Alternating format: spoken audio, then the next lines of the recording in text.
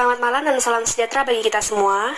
Yang terhormat Ketua Penguji, yang terhormat Sekretaris Penguji, yang terhormat Penguji 1 dan Penguji 2. Baiklah, perkenalkan nama saya Lili Yuniarti, NIM 2011061791. Di sini saya akan melakukan seminar proposal yang berjudul Pengembangan Media Lemari Kebudayaan Lembu pada materi tema 1, Indahnya Keberagaman, subtema 1, Keberagaman Budaya Bangsaku, muatan pembelajaran ilmu pengetahuan sosial kelas 4 SD. Kita masuk ke bab 1, yaitu pendahuluan. Latar belakang. Nah, penulisan ini dilatar belakangi oleh yang pertama itu adalah pendidikan yang ada di Indonesia. Nah, yang kedua itu tentang seiringnya berkembangnya teknologi. Jadi, pada kegiatan belajar dan pembelajaran itu diperlukan sebuah media untuk menunjang keberhasilan dalam kegiatan belajar dan mengajar tersebut. Selanjutnya, rumusan masalah. Yang pertama itu adalah bagaimana cara mengembangkan media lemari kebudayaan atau lembu. Yang kedua itu bagaimana kualitas media lemari kebudayaan atau lembu tersebut. Yang selanjutnya ada tujuan pengembangan. Nah, yang pertama itu adalah mengembangkan media lemari kebudayaan atau lembu. Yang kedua itu mengetahui kualitas media lemari kebudayaan atau lembu dari lembu tersebut. Selanjutnya, spesifik produk yang dikembangkan. Yang pertama itu pengembangan media lemari kebudayaan atau lembu menggunakan karton tebal.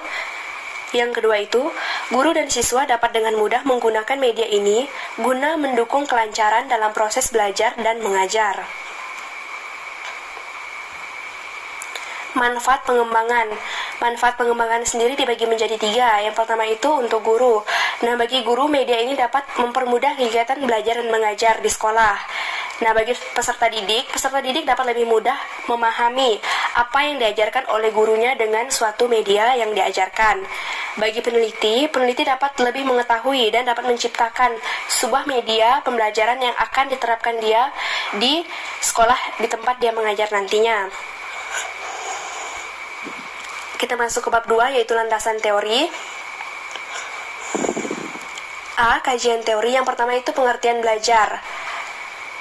Nah, pengertian belajar sendiri itu adalah suatu proses atau upaya yang dilakukan setiap individu untuk mendapatkan perubahan tingkah laku, baik dalam bentuk pengetahuan, keterampilan, sikap, dan nilai positif sebagai suatu pengalaman dari berbagai materi yang telah ia pelajari.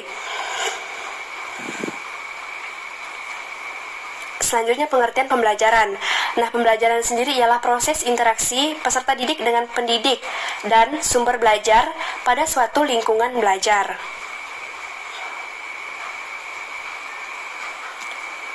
Selanjutnya, media pembelajaran. Nah, media ini adalah suatu media yang digunakan untuk membantu merangsang pikiran, perasaan, kemampuan, dan perhatian siswa dalam proses belajar dan mengajar di kelas. Media ini dapat berupa alat ataupun bahan ajar. Yang keempat ini ada jenis media pembelajaran. Ada 6 jenis, yaitu media cetak, media audiovisual, multimedia interaktif, e-learning, dan media realita. Yang kelima ini ada pembelajaran IPS di sekolah dasar. Nah, pembelajaran ini merupakan salah satu mata pelajaran yang diberikan di sekolah dasar yang membahas tentang peristiwa, fakta, konsep, geografi, sejarah, sosiologi, dan ekonomi. Adapun tujuan pembelajaran IPS di sekolah dasar. Nah, tujuannya sendiri itu diharapkan mampu mengembangkan aspek pengetahuan dan pengertian, knowledge atau understanding, dan aspek sikap dan nilai, attitude atau value, dan aspek keterampilan atau skill.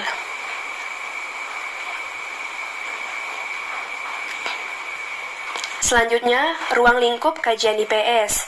Nah, pada jenjang pendidikan dasar, ruang lingkup pengajaran IPS dibatasi sampai gejala dan masalah sosial yang dapat dijangkau pada geografi dan sejarah, terutama gejala dan masalah sosial kehidupan sehari-hari yang ada di lingkungan sekitar peserta didik sekolah dasar atau MI tersebut.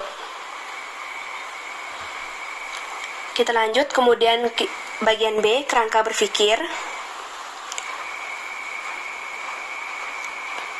Jadi ini kerangka berpikir yang telah saya konsepkan.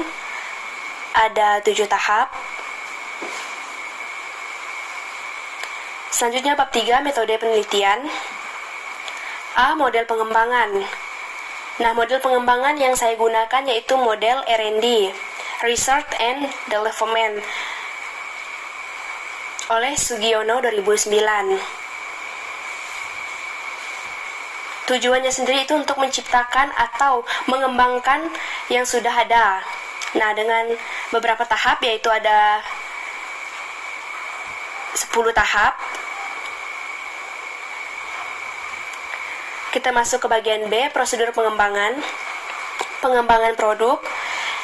Kita masuk ke bagian A, desain pengembangan. Nah, desain pengembangannya sendiri itu saya mengembangkan media lemari kebudayaan atau lembu. Nah, subjeknya siswa kelas 4 SD. Jenis data yang saya gunakan yaitu data kuantitatif dan kualitatif. Yang D ini teknik pengumpulan data. Di sini dapat menggunakan angket, wawancara, soal tes, observasi, dan dokumen. E, teknik analisis data.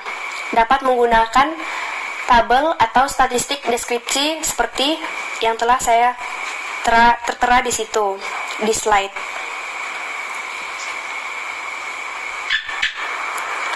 Yang F, keabsahan data. Dapat dilakukan dengan uji validitas instrumen dengan rumus sebagai berikut. Dapat menggunakan uji rehabilitas instrumen dengan rumusnya juga. Dapat digunakan dengan uji normalitas dan analisis uji beda. Nah, yang kedua itu uji coba produk. Yang pertama itu ada desain uji coba. Yang kedua itu ada subjek uji coba. Dengan subjeknya siswa kelas 4 SD tersebut. Jenis data tetap data kuantitatif yang diperoleh oleh angket yang disebar atau angket kebutuhan siswa. D. Teknik dan instrumen. Nah, pengumpulan data teknik pengumpulan data ini pada uji coba produk menggunakan kuesioner atau angket. Teknik analisis datanya dapat menggunakan tabel yang tertera tersebut dengan skor dan kategorinya. 3. Penilaian produk. Desain eksperimen. Desain penelitian ini menggunakan desain one group, pre-test dan post-test. Desain dengan membandingkan tes awal dan tes akhir, sehingga diketahui perbedaan hasil keduanya.